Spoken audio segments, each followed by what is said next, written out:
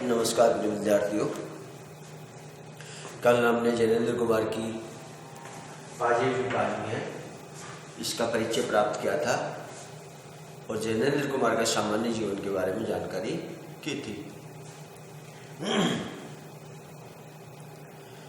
और हमने कल देखा था कि पाजेब जो कहानी है उस पाजेब कहानी में जैनेन्द्र कुमार जी ने बाल मनोविज्ञान का चित्रण किया है और ये कहानी बाल मनोविज्ञान की श्रेष्ठ कहानियों की श्रेणी में आती है। किस तरीके से हम जो बड़े लोग हैं, उम्र में जो बड़े हैं, वो बच्चों के मनोविज्ञान को नहीं समझ पाते हैं और हमें जैसा हम चाहते हैं वैसा बच्चों से कहलवा लेते हैं, उनको डरा के, उनको धमका करके। हम चाहते हैं कि बच्चे जो है वो हमारे कहे अनुसार जो है कार्य करें और हम मन चाहे जैसे कार्य उनसे डरा धमका के करवा लेता है। कहानी का जो नायक है आशु, ये आशु जो है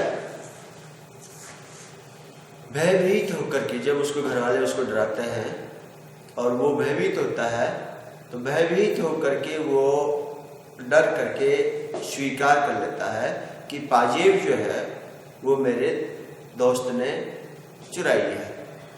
लेकिन ये सारा राज तब खुलता है जब वापस से जो बुआ पाजेब लेकर के आई थी वो वापस से आती है और कहती है कि ये जो है पाजेब गलती से मेरे साथ चली गई थी। तब सारा राज ये खुलता है। तो पाजेब कहानी जैनेन्द्र कुमार की। बाजार में एक नई तरह की पाजेब चली है, पैरों में पड़कर भी बड़ी अच्छी मालूम होती है। उनकी कड़ियाँ आपस में लचक के साथ जुड़ी रहती हैं कि पाजेब का मानो निज का आकार कुछ नहीं है, जिस पाँव में वे पड़े उसी के अनुकूल हो रहती हैं। पास पड़ोस में तो सब नन्ही बड़ी के पैरों में आप वही पाजेब देख लीजिए। एक ने पहनी तो दूसरे ने भी पहनी। देखा देखी में इस तरह उनका न पहनना मुश्किल हो गया। हमारी मुन्नी ने भी कहा कि बाबूजी हम पाजेब पहनेंगे। बोलिए भला कठिनाई से 4 बरस की उम्र और पाजेब पहनेगी। यहाँ भी पंक्ति में मुन्नी जो है, उस मुन्नी की जो मानसिकता है, और मुन्नी की मानसिकता क्या है कि वो मूलतः एक बच्ची है, वो बच्ची है और बच्चियों में इस तरह की भावनाएं जो है जन्म से पैदा होती है, मानसिकताएं जो है जन्म से विकसित होती है। तो मुन्नी का ये कहना कि बाबूजी हम भी जो है पाजेब पहनेंगे, जबकि उम्र उसकी कितनी है, मात्र 4 साल, यानी 4 वर्ष की उसकी उम्र है। तो और 4 वर्ष की मुन्नी का ये कहना कि हम भी बाबूजी पाजेब पहनेंगे, तो ये यहाँ पर ये दर्शाता है कि बाल मनोविज्ञान में मन में कुछ उत्सुकताएं होती हैं, मन में कुछ खुशियां जो है चलती हैं। यहाँ पर बच्चों की या बालक की जिद वाली मानसिकता भी प्रकट हो रही है। यहाँ पे स्पष्ट हो रहा है कि बच्ची भी जो है औरों की देखा देखी करके, आपने देखा होगा कि बच्चों के पास एक खिलौना आता है तो खिलौना आते ही सबसे पहले दौड़ करके जो अपने दोस्तों के पास लेकर के जाता है, देखो मैं आज ये नया खिलौना लाया हूँ, और वो अपनों को, अपने दोस्तों को दिखा करके बड़ा खुश होता है, बड़ा प्रसन्न होता है, मन में प्रसन्नचित्त होता है और अपने आप को समझता है कि मैं इससे बड़ा कोई, मेरे से ज़्यादा खुशी कोई है ही नहीं और मैं इन बच्चों में सबसे जो है, इन बच्चों का राजा हूँ। यानी अपने आप को वो बच्चा जो है राजा से कम नहीं समझता। ये हमारा बाल मनोविज्ञान है। एक दिन का है, एक लकड़ी है, एक मिट्टी का जो है घर है। पता है मिट्टी के घर में बच्चे मिट्टी में जब खेलते हैं तो सोचते हैं कि सारी दुनिया की जो खुशियां हैं वो यहीं पे हैं। बच्चे इतने मग्न मिट्टी में खेलते रहते हैं कि सोचते हैं कि सारी दुनिया की जो है खुशियां यहीं पर जो है विराजमान है। तो क्या कर रहा है यहाँ पे, क्या कर रहा है? तो ये देखा जैनेंद्र कुमार की एक कहानी और भी एक खेल, उस खेल कहानी में भी जैनेंद्र कुमार ने बाल मनोविज्ञान का ही परिचय दिया है। मैंने कहा कि कैसी पाजे? बोली कि हाँ वही जैसी रुकमन पहनती है, जैसी शीला पहनती है। मैंने कहा कि अच्छा अच्छा। बोली कि मैं तो आज ही मंगा लूँगी। मैंने कहा कि अच्छा भाई आज सही। उस वक्त तो खैर मुन्नी किसी काम में बहल गई, लेकिन जब दोपहर आई मुन्नी की बुआ, तब वह मुन्नी सहज मानने वाली न थी। बुआ ने मुन्नी को मिठाई खिलाई और गोद में लिया और कहा, अच्छा तो तेरी पाजेब अब के इतवार को जरूर लेती आऊंगी। इतवार को बुआ आई और पाजेब ले आई। मुन्नी उन्हें पहनकर खुशी के मारे यहाँ से वहाँ चमकती फिर रही थी। ये है बाल मनोविज्ञान, ये है खुशी। मतलब बच्चों की खुशी, बच्चों को जो चाहिए, जो ललक, बच्चे जो दूसरों का अनुकरण करके जो है ना सीखते हैं। कई बार क्या है, बच्चे अनुकरण भी करते हैं। लगता है कि दूसरे के पास वो चीज़ है तो मेरे पास ही वो चीज़ होनी चाहिए। तो मुन्नी को जो है उसकी बुआ दूसरे इतवार को पाजेब ला करके देती है और मुन्नी उस पाजेब को पहन करके खुशी के मारे दमकती रहती है, चहकती रहती है, प्रसन्न चित्त घूमती रहती है। रुक्मिणी के पास गई और कहा, देख रुक्मिण मेरी पाजेब, मतलब बाल मनोविज्ञान, देख रुक्मिण मेरी पाजेब। अब उसको ये दिखाते वक्त कितनी खुशी हो रही होगी, कितनी मन में प्रसन्नता हो रही होगी, क्योंकि रुक्मिणी ने पहले से वो पाजेब, वैसी ही पाजेब पहले से उसने पहन रखी थी।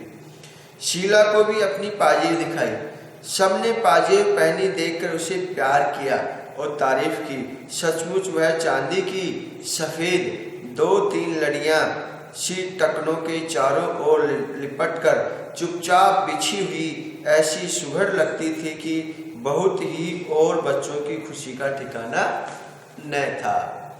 बच्चों की मानसिकता, बच्चों की खुशी जो है यहाँ पे हमें सहज रूप से ही देखने को मिल रही है। और हमारे महाशय आशुतोष जो मुन्नी के बड़े भाई थे, पहले तो मुन्नी को सजी धजी देखकर बड़े खुश हुए। आखिर बहन है, बहन भाई का रिश्ता है, तो पहले तो मुन्नी को सजी धजी देख करके बड़े खुश हुए। वह हाथ पकड़कर अपनी बढ़िया मुन्नी को पाजेब सहित दिखाने के लिए आसपास ले गए। देखो बच्चों का ये मनोविज्ञान, बच्चों का ये यहाँ हमें मनोविज्ञान, यानी बच्चों की जो मानसिकता है, वो मानसिकता वहाँ उनको ये नहीं होता कि मैं बड़ा हूँ या बड़ापन का दिखावा वो कर रहे हैं।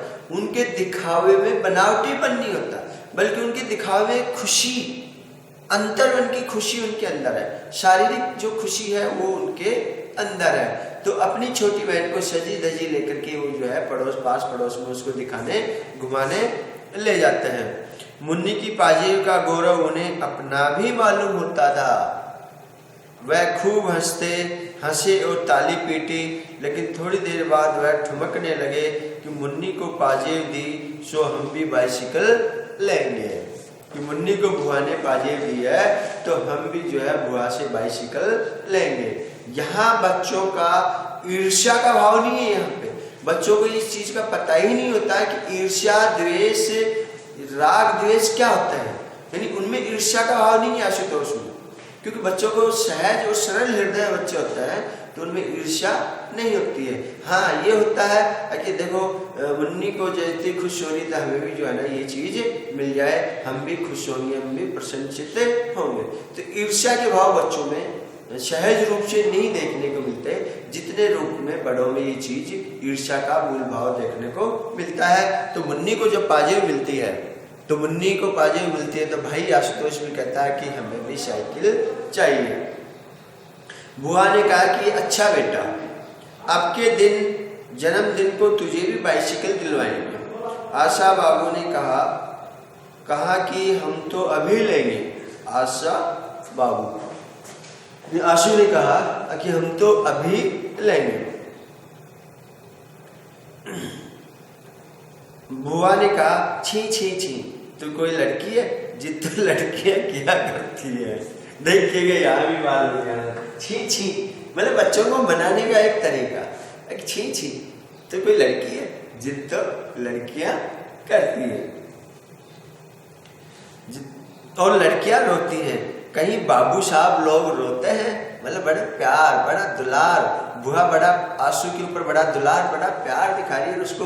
कैसे उसको समझा करके कन्विंस करना चाहिए, कैसे उसको मनाना चाहिए कि हम जो है आपको अगले जन्मदिन पे बाइसिकल ला करके देंगे। कि राजा बाबू, हमारा राजा बाबू को रोते हैं, अरे रोती तो लड़कियां हैं। तो यहाँ लड़के लड़की के मानसिकता को भी जिनेंद्र कुमार जी ने बुआ के कथन के माध्यम से व्यक्त किया। आशुतोष बाबू ने कहा कि तो हम बाइसिकल जरूर लेंगे जन्मदिन वाले रोज। बुआ ने कहा कि हाँ, यह बात पक्की रही, जन्मदिन पर तुझको बाइसिकल मिलेगी। इस तरह वह इतवार का दिन हंसी खुशी पूरा हुआ। शाम होने पर बच्ची की बुआ चली गई। पाजेब का शौक घड़ी भर का था, वह फिर उतार कर रखा दी गई, जिससे कहीं खो न जाए। पाजेब वह बारीक और शुभ काम की थी और खासे दाम लग गए थे। श्रीमती ने हमसे कहा कि क्यों जी, लगती तो अच्छी है, मैं भी एक बनवा लूं। मैंने कहा कि क्यों न बनवाओ, तुम कौन 4 वर्ष की नहीं हो, कौन ना बनवाओ, कौन तुम 4 वर्ष की नहीं हो, तुम भी बनवाओ भाई। तो यहाँ इस तरीके से जो है वार्तालाप में संवाद के माध्यम से कथा आगे बढ़ रही है। लेकिन कौन 4 वर्ष की, यानी बच्चे को लाड प्यार से रखा जाता है, बच्चों की जिद पूरी की जाती है, न कि बड़ों की। यहाँ खैर यह हुआ, पर मैं रात को अपनी मेज पर था कि श्रीमती ने आकर कहा कि तुमने पाजेब तो नहीं देखी कृष्णवास। मैंने आश्चर्य से कहा कि क्या मतलब? बोली कि देखो, यहाँ मेज वेज पर तो नहीं है, एक तो उसमें की है, पर दूसरे पैर की मिलती नहीं है, जाने कहाँ गई। मैंने कहा कि जाएगी कहाँ, यहीं कहीं देख लो, मिल जाएगी। उन्होंने मेरे मेज के कागज उठाने धरने शुरू किए और अलमारी की किताबें टटोल डालने का मंसूबा दिखाया। मैंने कहा कि यह क्या कर रही हो, यहाँ वहाँ कहाँ से आई? जवाब में वे मुझी से पूछने लगी कि तो फिर कहाँ है?